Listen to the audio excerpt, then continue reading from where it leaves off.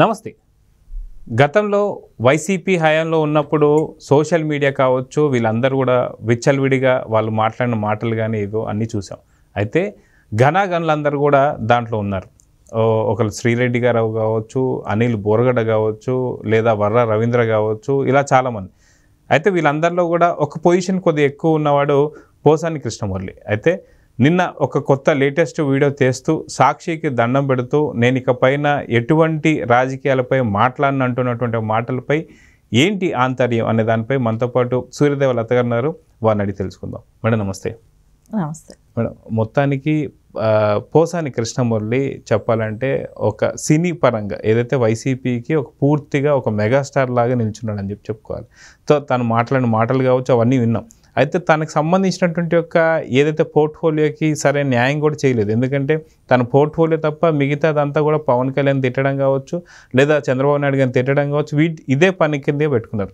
So ఇప్పుడు అంత మాట్లాడినటువంటి ఒక పోసాని కృష్ణమురళి, అసలు నేను ఎవరికి భయపడినంటున్నటువంటి పోసాని కృష్ణమురళి, ఎవరు వచ్చినా సరే రండి చూసుకుందాం అంటున్న పోసాని కృష్ణమురళి ఈరోజు ఎందుకని సడన్గా నేను ఇకపై రాజకీయాలు మాట్లాడను, నన్ను క్షమించండి అని చెప్పేసి మొన్న శ్రీరెడ్డి మాట్లాడిన మాటలే అదే స్క్రిప్ట్ మళ్ళీ ఇక్కడ మనం చూస్తున్నాం పోసాని కృష్ణమురళిలో. సో ఏం జరుగుతుంది అంటే ఏం చెప్తారు?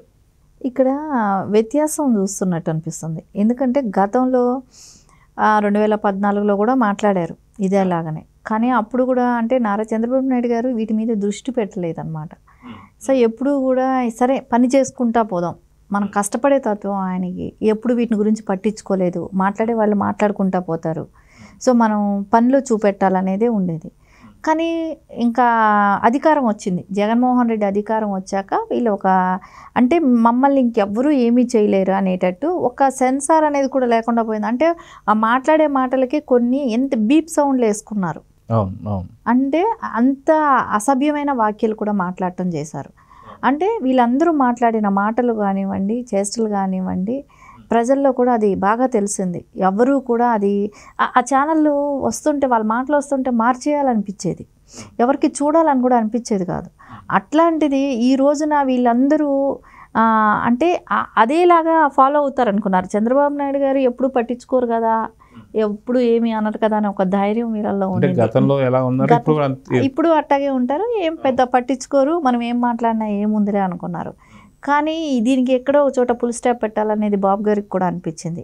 అంటే ఒక పరిమితి లేకుండా మాట్లాడటం, నోటుకు వచ్చినట్టు మాట్లాడటం. సో దీనికి ఎప్పుడైనా ఫుల్ స్టాప్ అనేది పెట్టాలి. ఇది కానీ కంటిన్యూ చేస్తే ఇంకా భావితరాలు రాజకీయాలకు రావాలంటే కూడా భయపడతారు, ఎవరు కూడా రాజకీయాల్లో రారు. సో దీనికి ఎక్కడో చోట ఫుల్ స్టాప్ పెట్టాలనేదే బాబు గారి నిర్ణయం అయ్యింది. సో దాంతో పాటు అంటే అప్పుడు రోజున తిట్టడంలో కుటుంబాలందరినీ బయటలాగి తిట్టడం, నారా చంద్రబాబు నాయుడు గారిని అవ్వచ్చు, లోకేష్ గారిని అవ్వచ్చు, పవన్ కళ్యాణ్ గారే కావచ్చు, వాళ్ళ కుటుంబ సభ్యులనే కావచ్చు, మళ్ళీ పార్టీలో ఉన్న మహిళల్ని అందరినీ అంటే ఇంకా ఎంత అసభ్యంగా మాట్లాడారో మాటలతో కూడా చెప్పలేని విషయాలు ఆ రకంగా మాట్లాడారు. కానీ ఈ రోజున జగన్మోహన్ రెడ్డి చేతులు ఎత్తేసినట్టే కనపడుతుంది. వీళ్ళ గురించి ఎవరి గురించి పట్టించుకోవట్లేదు. సో వీళ్ళు మాట్లాడుకొని మనం క్షమించమని అడిగితే మనల్ని వదిలేస్తారా అనే ధోరణిలో వీళ్ళు మాట్లాడుకున్నారు. అలా అంటే జగన్మోహన్ రెడ్డి ఇస్తున్న డైరెక్షన్లో వీళ్ళు మాట్లాడుతున్నారా, లేదంటే జగన్మోహన్ రెడ్డి ఎక్కడ కూడా వీళ్ళు కొంతమందిని మా పార్టీ వాళ్ళు కాదు అని కూడా ఆయన చెప్పించడం కూడా జరిగింది. మాకు వాళ్ళకి సంబంధం లేదు, మా పార్టీ కాదు, మా పార్టీలో సభ్యత్వం కూడా లేదని. సేమ్ పోసాని కృష్ణమురళి కూడా నిన్న నాకు ఆ పార్టీలో సభ్యత్వం కూడా లేదు అని మాట్లాడుతున్నాడు. అంటే సభ్యత్వం లేకనే పోస్ట్ తీసుకున్నావా, పోస్ట్ ఇచ్చారా, సభ్యత్వం లేకనే ఇన్ని రోజులు పార్టీకి సపోర్ట్ చేసావా, అంటే సభ్యత్వం ఉండకుండా మాట్లాడేస్తే తప్పు కదా. ఇవన్నీ నువ్వు మాట్లాడిన మాటలేంటి, నువ్వు చేసిన మాటలేంటి, నీ హావభావాలేంటి, నీకు ఫ్యామిలీ ఉన్నప్పుడు నీ ఫ్యామిలీ గురించి ఇంతమంది తెలుగుదేశం వాళ్ళని ఇన్ని మాట్లాడావు, నువ్వు ఇన్ని బూతులు మాట్లాడినా నీ ఫ్యామిలీ గురించి కానీ, నీ పర్సనల్ నీ పిల్లల గురించి కానీ ఎక్కడైనా ఎవరైనా మాట్లాడారా? అది సభ్యత, తెలుగుదేశంకున్న సభ్యత అదే. కానీ నువ్వు అట్లా లేదు కదా. సో ఈరోజు కళ్ళబొల్లి మాటలు చెప్పేసేసి నేను ఈ రాష్ట్రం వదిలి వెళ్ళిపోతాను, నువ్వు నిజాయితీ పరుడైతే నువ్వు ఎదుర్కో చూద్దాం. నేను రాష్ట్రం వదిలిపోతానంటే మళ్ళీ రేపొద్దున మళ్ళీ వచ్చి మళ్ళీ మాట్లాడటానికి ఎలక్షన్ బిఫోర్ వచ్చి ఇవన్నీ డ్రామాలు ఎవరికి తెలియదు అనుకుంటున్నారు?